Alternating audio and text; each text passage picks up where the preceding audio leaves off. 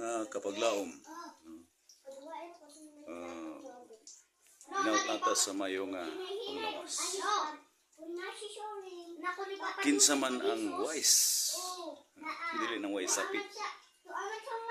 Nako'y share may tungod sa itong pag-alagad sa Diyos. Dunay katiguman sa mga mananap. Nag-meeting sila kung saan pagbuntog sa gikadlukan nga bangis kayo nga manahari sa kalasangan. Nga mo ang leon. Ug mingon ang Milo, ako'y bahala. No. So, isalig na kuntanan. Ako'y bahala na ng atong gikadlukan nga mabangis nga hayop. Nga hari sa kalasangan ng leon. No. So, muto nga kay ingon ang Milo nga ako'y makignegosasyon sa leon. So, tuod man, dali ng istorya. Miduol ang Milo ngadto sa leon.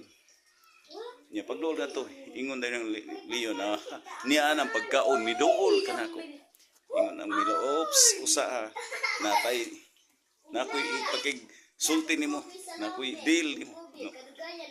Before mo nimo makaon ang mga sama namong gagmay, doon na may ipakita nimo nga sama nimo kabang, sama nimo kadako nga leon. Ingon ang leon, hiyamatra. No, hain man na.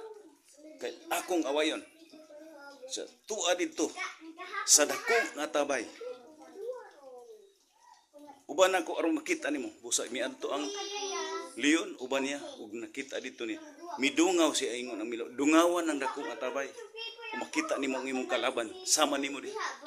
So pagdungaw dito sa leon, nakita niya ang anino niya. Nga sama ni kadako. Sama ni panagway. Bangis busa. Way lang iyang gidasmagan ang maong anino niya dito sa tabay nga puno sa tubig. Ug dito ang leon natapos nalumos. So kinsa ang wise nito? So nakita diha nga ang Milo na ay pagka-wise.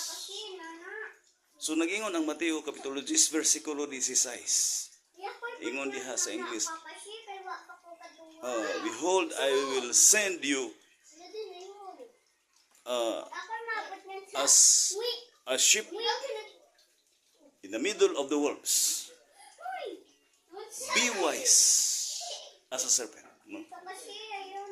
So, ang